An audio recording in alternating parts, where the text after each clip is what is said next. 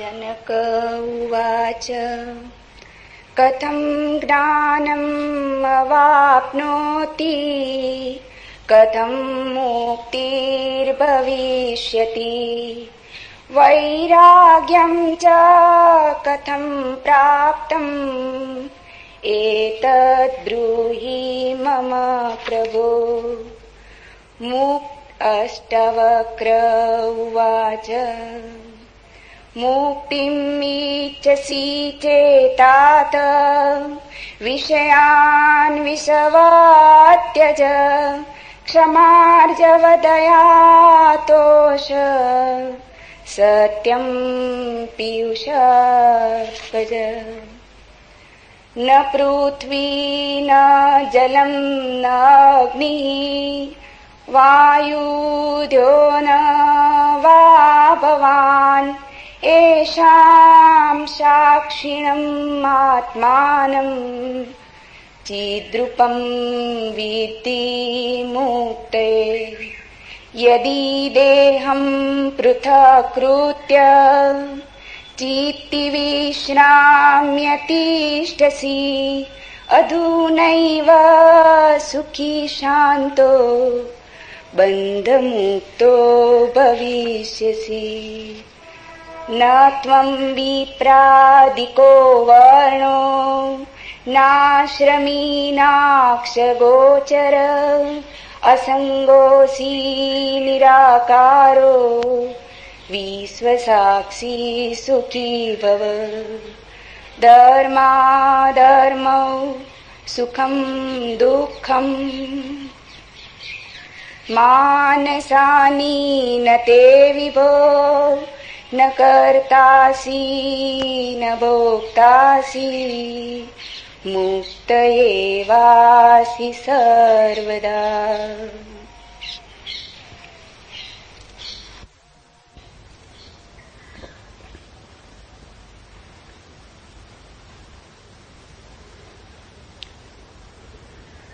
एक अनूठी यात्रा पर हम निकलते हैं। मनुष्य जाति के पास बहुत शास्त्र हैं, पर अष्टावक्र गीता जैसा शास्त्र नहीं।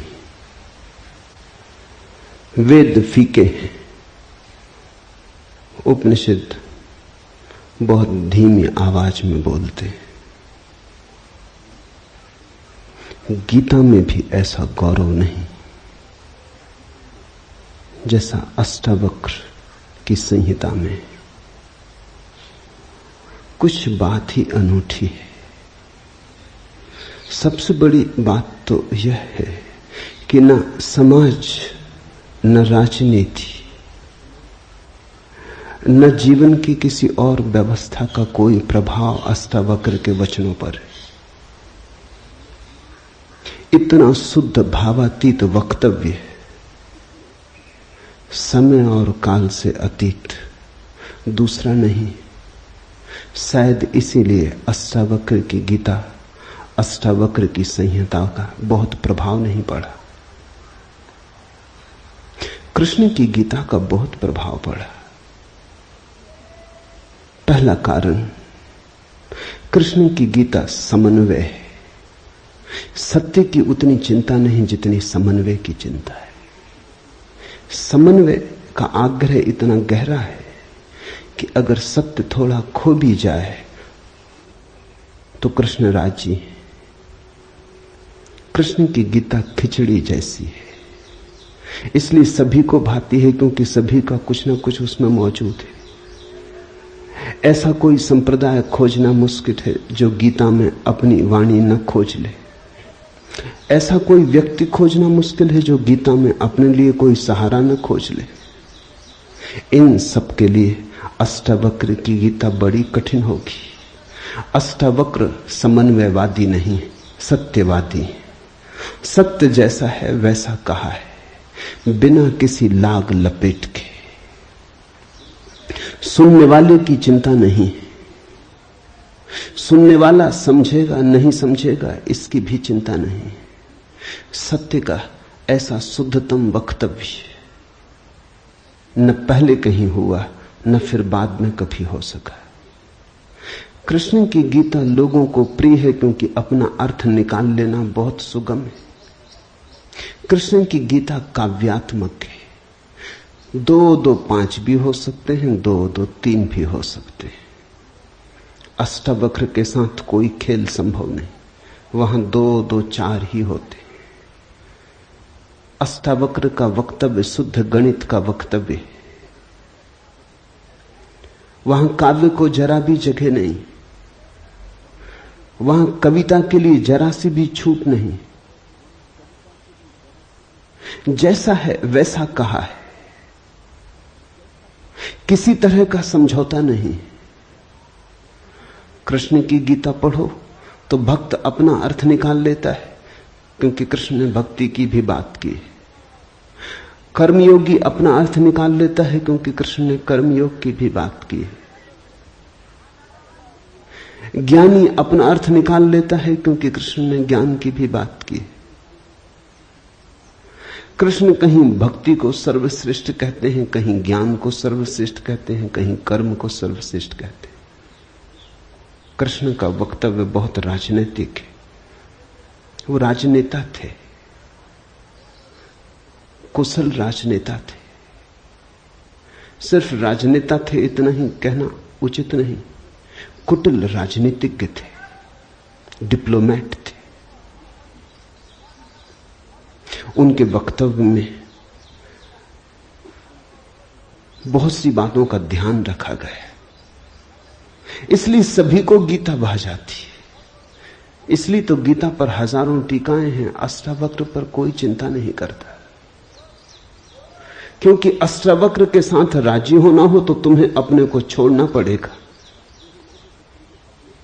बेशर्त तुम अपने को न ले जा सकोगे, तुम पीछे रहोगे तो ही जा सकोगे।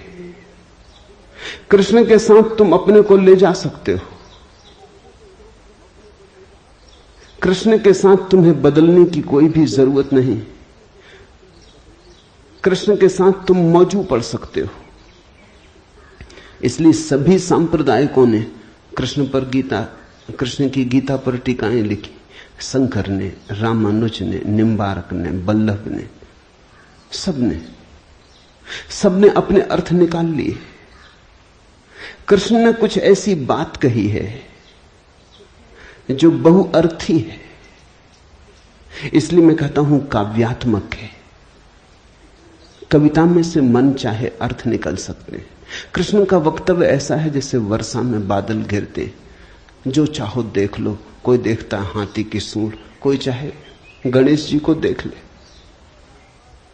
किसी को कुछ भी नहीं दिखाई पड़ता, वो कहता कहां की फिजूल बातें कर रहे हो। बादल है, धुआं, इसमें कैसी आकृतियां देख रहे हो।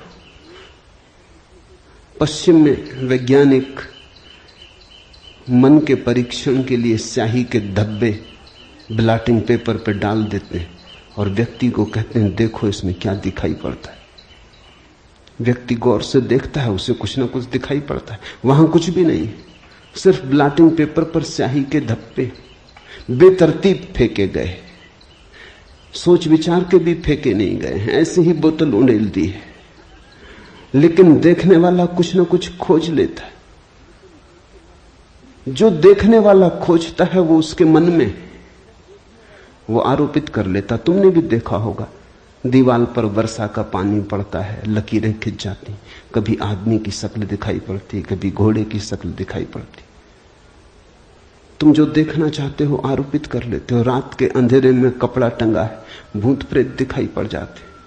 कृष्ण की गीता ऐसी ही है, जो तुम्हारे मन में है दिखाई पड़ जाएगा। तो शंकर ज्ञान देख लेते हैं, रामानुज भक्ति देख लेते हैं, तिलक कर्म देख लेते हैं, और सब अपने घर प्रसन्नचित्त लौट आते कि ठीक कृष्ण वही कहते हैं जो हमारी मान्यता है। इमर्सन ने लिखा है कि एक बार एक पड़ोसी प्लेटो की किताबें उनसे मांग के ले गया। अब प्लेटो 2000 साल पहले हुआ और दुनिया के थोड़े से अनूठे विचारकों में से एक। कुछ दिनों बाद इमर्सन ने कहा किताबें पढ़नी हो तो वापस करने। वो पड़ोसी लौटा गया। इमर्सन ने पूछा कैसी लगी।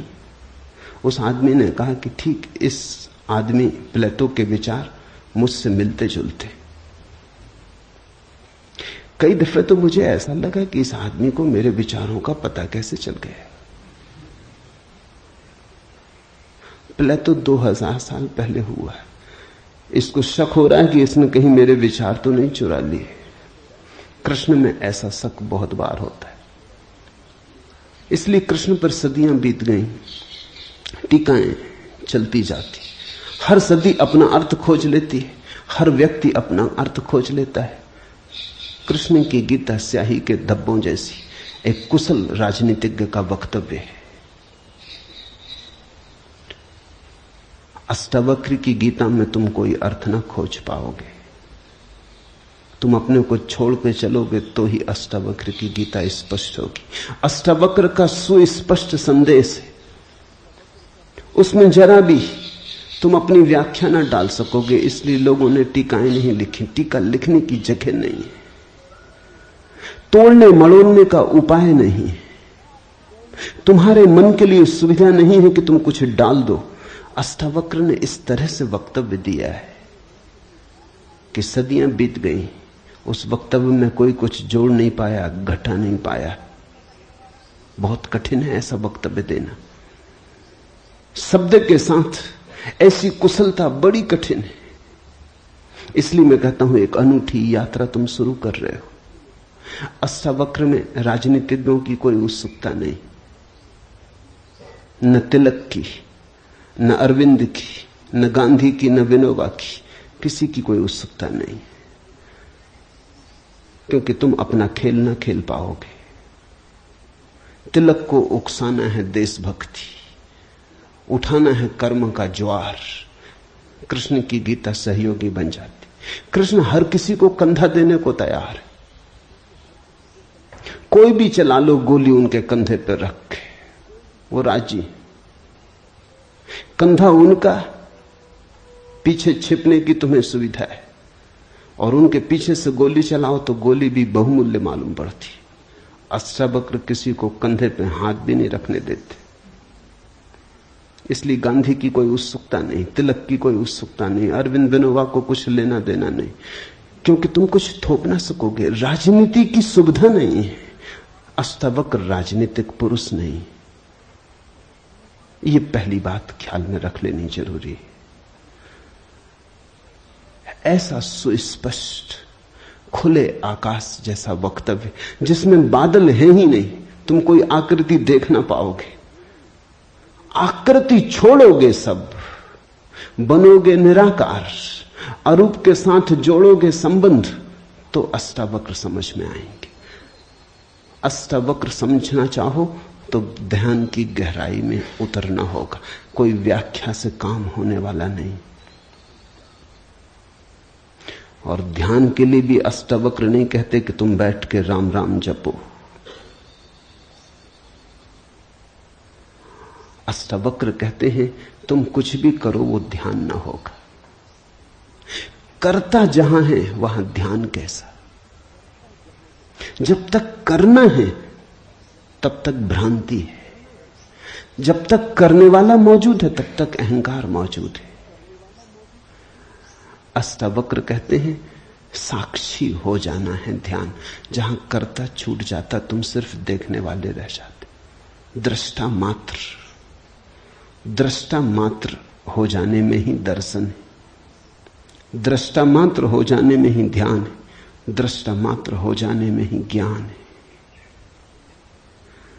इसके पहले कि हम सूत्र में उतरे, अष्टावक्र के संबंध में कुछ बातें समझ लेनी जरूरी है। ज्यादा पता नहीं, क्योंकि न तो वे सामाजिक पुरुष थे न राजनीतिक, तो इतिहास में कोई उल्लेख नहीं है। बस थोड़ी सी घटनाएं ज्ञात हैं, वो भी बड़ी अजीब, भरोसा करने योग्य नहीं, लेकिन समझोगे तो बड़े गहरे अर्थ खुलेंगे। पहली घटना अष्टावक्र पैदा हुए उसके पहले की, पीछे का तो कुछ पता नहीं। गर्भ की घटना, पिता बड़े पंडित,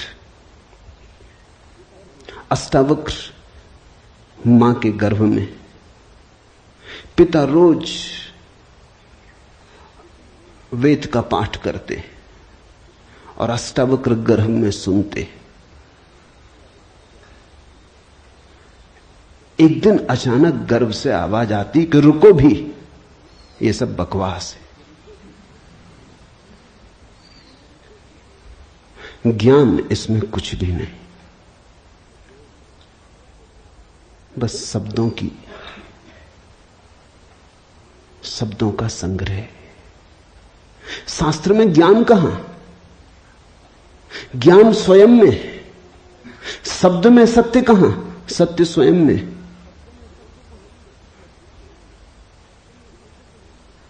पिता स्वभावतः नाराज हुए। एक तो पिता, फिर पंडित, और गर्भ में छिपा हुआ बेटा इस तरह की बात कहे, अभी पैदा भी नहीं हुआ। क्रोध में आ गए, आग बबूला हो गए। पिता का अहंकार चोट खा गया। फिर पंडित का अहंकार। बड़े पंडित थे, बड़े विवादी थे, शास्त्रार्थी थे।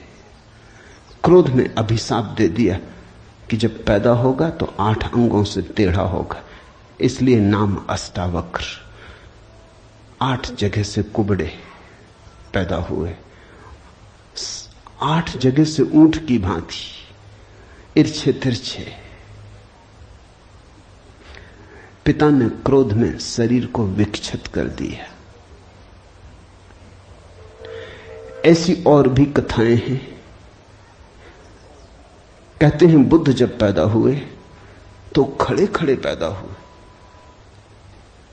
मां खड़ी थी वृक्ष के तले, खड़े खड़े मां खड़ी थी, खड़े खड़े पैदा हुए। जमीन पर गिरे नहीं कि चले, 7 कदम चले। 8वें कदम पर रुककर 4 आर्य सत्यों की घोषणा की कि जीवन दुख है। अभी 7 कदम ही चले हैं पृथ्वी पर कि जीवन दुख है, कि दुख से मुक्त होने की संभावना है, कि दुख मुक्ति का उपाय है, कि दुख मुक्ति की अवस्था है, निर्वाण की अवस्था है। लाओत्सु के संबंध में कथा है कि लाओत्सु बूढ़े पैदा हुए, 80 वर्ष के पैदा हुए, 80 वर्ष तक गर्भ में ही रहे। कुछ करने की चाह ही न थी तो गर्भ से निकलने की चाह भी न हुई। कोई वासना ही न थी तो संसार में आने की भी वासना न हुई। जब पैदा हुए तो सफेद बाल थे, 80 वर्ष के बूढ़े थे।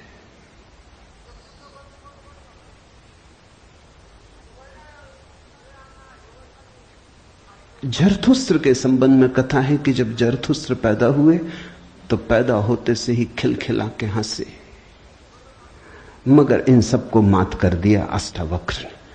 ये तो पैदा होने की बात है। अष्टावक्र ने अपना पूरा वक्तव्य दे दिया पैदा होने के पहले। ये कथाएं महत्वपूर्ण हैं।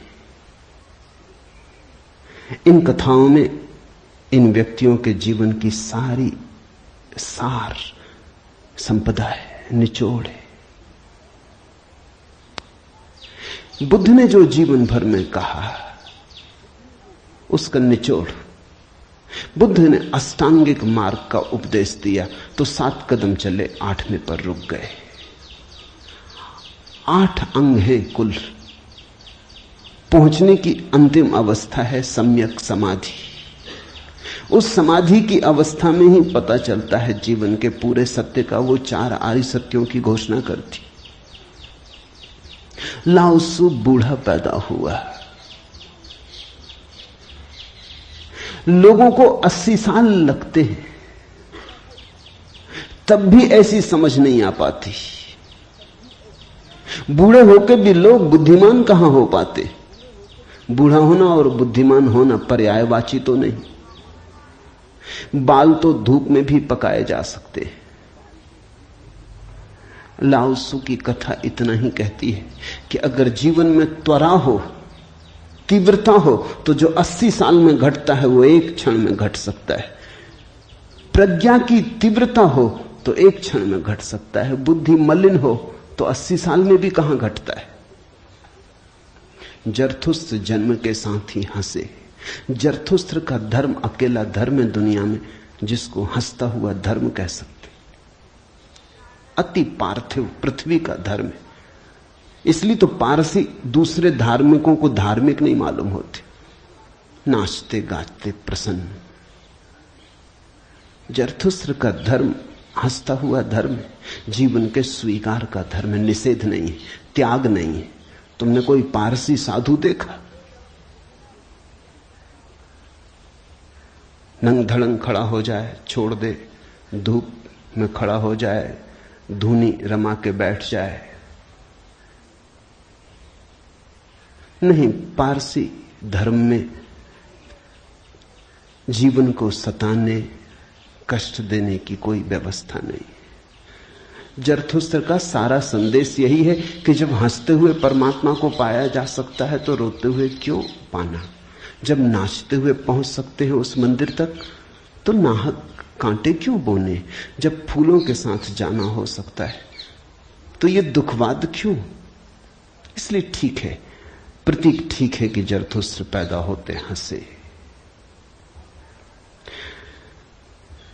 इन कथाओं में इतिहास मत खोजना, ऐसा हुआ है ऐसा नहीं है, लेकिन इन कथाओं में एक बड़ा गहरा अर्थ है। तुम्हारे पास एक बीज पड़ा है, जब तुम बीज को देखते हो तो इससे पैदा होने वाले फूल की कोई भी तो खबर नहीं मिलती। ये क्या हो सकता है इसकी भनक भी तो नहीं आती। ये कमल बनेगा, खिलेगा,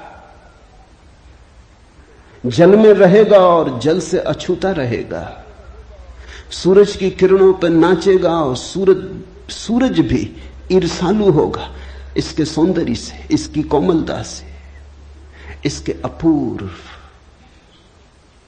गरिमा, इसके प्रसाद से। इसकी सुगंध आकाश में उड़ेगी। ये बीज को देखकर तो पता भी नहीं चलता। बीज को तो देख के इसकी कोई कल्पना भी नहीं कर सकता, अनुमान भी नहीं कर सकता।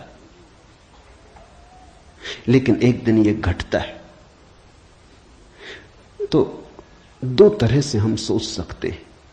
या तो हम बीज को पकड़ लें जोर से और हम कहें जो बीज में दिखाई नहीं पड़ा वो कमल में भी घट नहीं सकता। ये भ्रम है, ये धोखा है, ये झूठ है।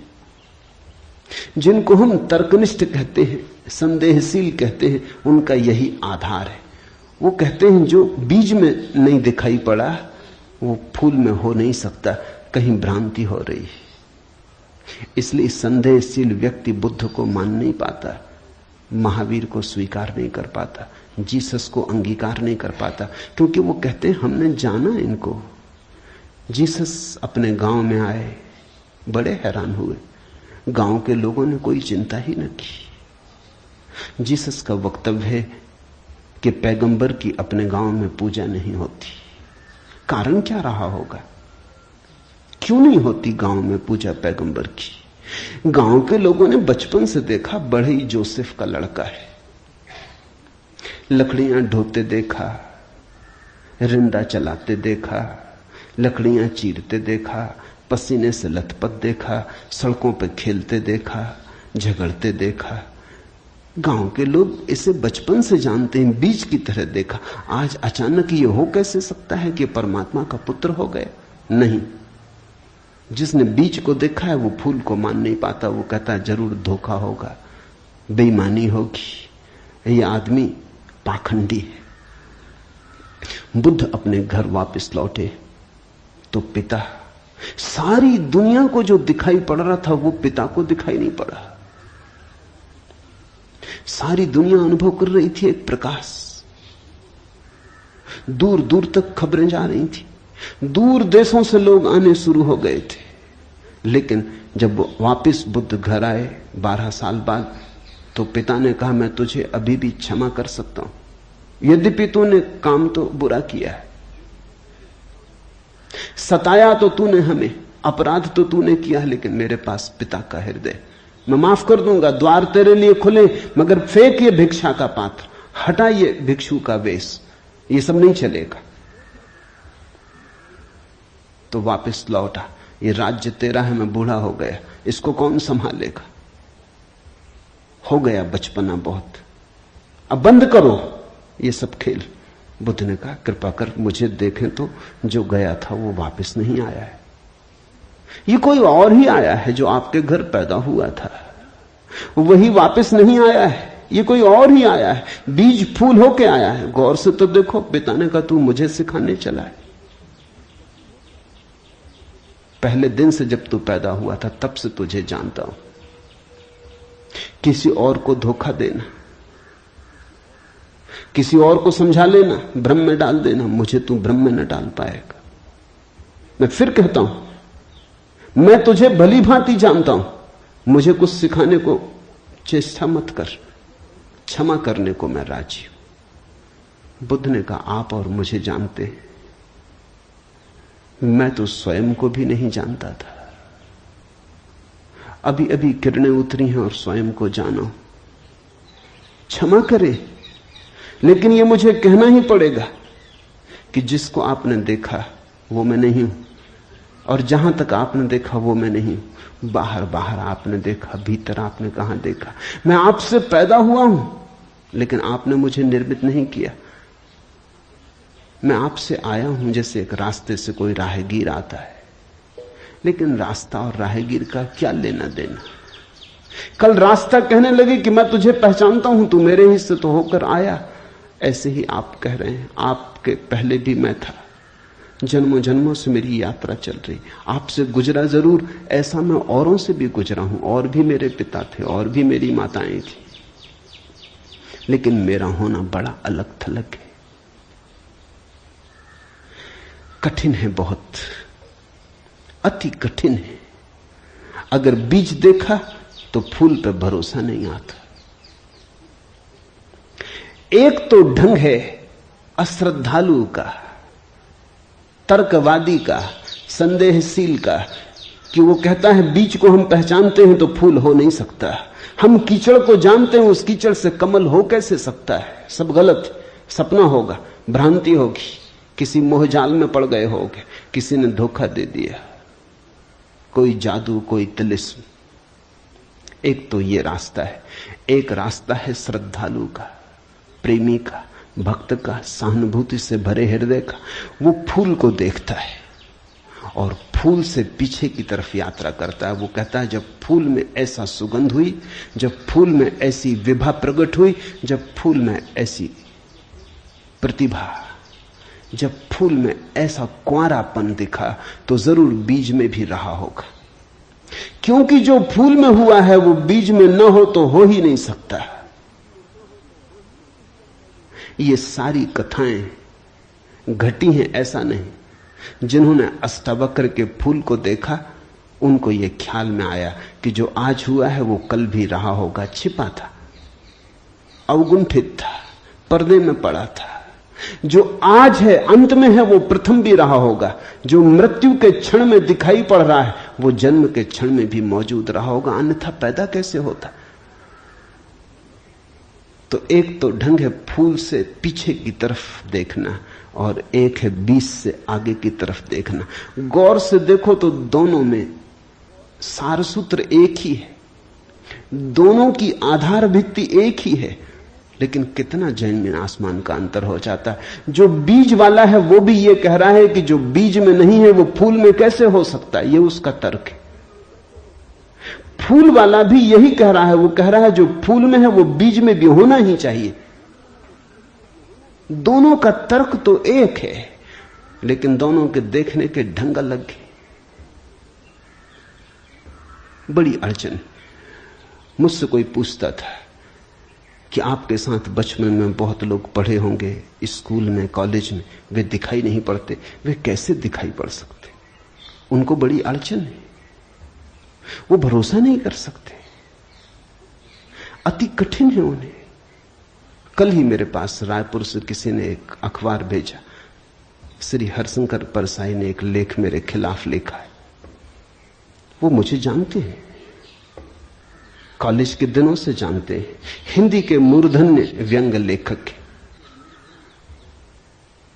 मेरे मन में उनकी कृतियों का आदर है। लेख में उन्होंने लिखा है कि जबलपुर की हवा में कुछ खराबी है। यहां धोखेबाज और धूर्ती पैदा होते, जैसे रजनीश, महेश योगी, मुंदड़ा, 3 नाम उन्होंने गिनाए। धन्यवाद उनका, कम से कम मेरा नाम नंबर 1 तो गिनाया। इतनी याद तो रखी, एकदम बिसार नहीं दिया, बिल्कुल भूल गए हो ऐसा नहीं। लेकिन अड़चन स्वाभाविक है, सीधी साफ है, मैं उनकी बात समझ सकता हूं। यह असंभव है बीज को देखा तो फूल में भरोसा। फिर जिन्होंने फूल को देखा उन्हें बीज में भरोसा मुश्किल हो जाता है। तो सभी महापुरुषों की जीवन कथाएं 2 ढंग से लिखी जाती हैं।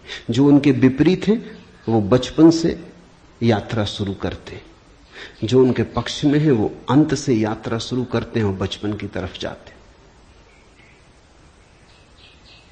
दोनों एक अर्थ में सही है,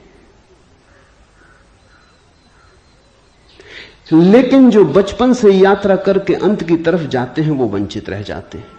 उनका सही होना उनके लिए आत्मघाती है। जो अंत से यात्रा करते हैं वो पीछे की तरफ जाते हैं, वो धन्यभागी हैं, क्योंकि बहुत कुछ उन्हें अनायास मिल जाता है जो कि पहले तर्कवादियों को नहीं मिल पाता। अब न केवल मैं गलत मालूम होता हूं, मेरे कारण जबलपुर तक की हवा उनको गलत मालूम होती। कुछ भूल हवा पानी में होनी चाहिए। यदि मैं उनको कहना चाहूंगा जबलपुर को कोई हक नहीं है मेरे संबंध में हवा पानी को अच्छा या खराब तय करने का। जबलपुर से मेरा कोई बहुत नाता नहीं है। थोड़े दिन वहां था, महेश योगी भी थोड़े दिन वहां थे, उनका भी कोई नाता नहीं। हम दोनों का नाता किसी और जगह से है। उस जगह के लोग इतने सोए हैं कि उन्हें अभी खबर ही नहीं है। महेश योगी और मेरा जन्म पास ही पास हुआ, दोनों गाडरवाड़ा के आसपास पैदा हुए। उनका जन्म चिचली में हुआ, मेरा जन्म कुचवाड़े में हुआ। अगर हवा पानी खराब है तो वहां का होगा। इसका दुख गाडरवाड़ा को होना चाहिए, कभी होगा, या सुख। जबलपुर को इसमें बीच में आना नहीं चाहिए। लेकिन मन कैसे तर्क रचता है। अब जो अष्टावक्र की कथा को देखेगा वो सुनते से ही कह देगा गलत, असंभव। ये तो कथा जिन्होंने लिखी है उनको भी पता है कि कहीं कोई गर्व से बोलता है। वो तो केवल इतना कह रहे हैं कि जो आखिर में प्रकट हुआ वो गर्भ में मौजूद रहा होगा। जो वाणी आखिर में खिली वो किसी न किसी गहरे तल पर गर्भ में भी मौजूद रही होगी, अन्यथा खिलती कहां से, आती कहां से? सुनने से थोड़ी कुछ आता है, हर चीज के पीछे कारण है। नहीं देख पाए हो हम, लेकिन था तो मौजूद। ये सारी कथाएं इसी का सूचक देती हैं। अष्टावक्र के संबंध में दूसरी बात जो ज्ञात है वो है जब वे 12 वर्ष के थे। बस 2 ही बातें ज्ञात हैं। तीसरी उनकी अष्टावक्र गीता है, या कुछ लोग कहते हैं अष्टावक्र संहिता। जब वे 12 वर्ष के थे तो एक बड़ा विशाल शास्त्रार्थ जनक ने रचा। जनक सम्राट थे और उन्होंने सारे देश के पंडितों को निमंत्रण दिया और उन्होंने 1000 गायें राजमहल के द्वार पर खड़ी कर दी और उन्होंने गायों के सींगों पर सोना मढ़ दिया और हीरे जवाहरात लटका दिए और कहा जो भी विजेता होगा वो इन गांवों को हाँक के ले जाए। बड़ा विवाद हुआ। अष्टावक्र के पिता भी उस विवाद में गए। खबर आई सांझ होते होते कि पिता हार रहे हैं। सबसे तो जीत चुके थे, वंदन नाम के एक पंडित से हारे जा रहे हैं। ये खबर सुन के अष्टावक्र भी राजमहल पहुंच गया। सभा सजी थी। विवाद अपनी आखिरी चरम अवस्था में था। निर्णायक घड़ी करीब आती थी। पिता के हारने की स्थिति बिल्कुल पूरी तय हो चुकी थी। अब हारे तब हारे की अवस्था थी। अष्टावक्र दरबार में भीतर चला गया। पंडितों ने उसे देखा। महापंडित इकट्ठे थे। उसका 8 अंगों से टेढ़ा मेढ़ा शरीर, वो चलता तो भी देख के लोगों को हंसी आती। उसका चलना भी बड़ा हास्यास्पद था। सारी सभा हंसने लगी। अष्टावक्र भी खिल के हंसा। जनक ने पूछा, और सब हंसते हैं वो तो मैं समझ गया क्यों हंसते, लेकिन बेटे तू क्यों हंसा? अष्टावक्र ने कहा, मैं इसलिए हंस रहा हूं कि इन चम्हारों की सभा में सत्य का निर्णय हो रहा है। बड़ा आदमी अनूठा रहा होगा। ये चम्हार यहां क्या कर रहे हैं? सन्नाटा छा गया। चम्हार?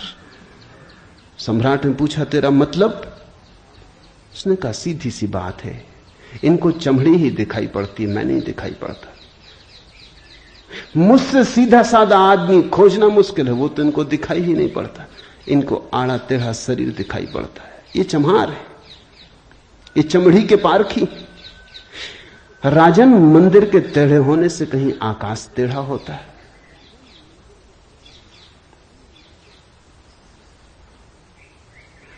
घड़े के फूटे होने से कहीं आकाश फूटता है? आकाश तो निर्विकार है। मेरा शरीर टेढ़ा मेढ़ा है, लेकिन मैं तो नहीं। ये जो भीतर बसा है इसकी तरफ तो देखो। इससे तुम सीधा साधा और कुछ खोज ना सकोगे।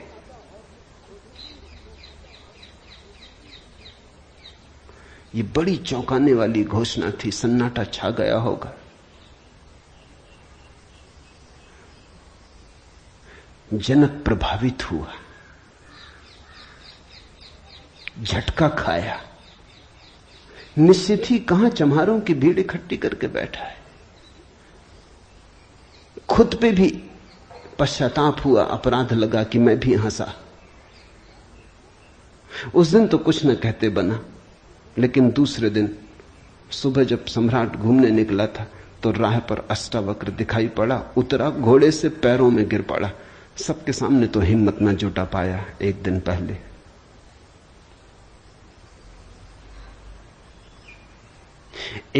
पहले तो कहा था, बेटे तू क्यों हंसता है? 12 साल का लड़का था। उम्र तौली थी, आज उम्र नहीं तौली। आज घोड़े से उतर गया, पैर पर गिर पड़ा, साष्टांग दंडवत,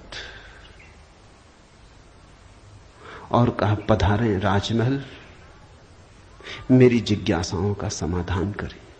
हे प्रभु, आए मेरे घर।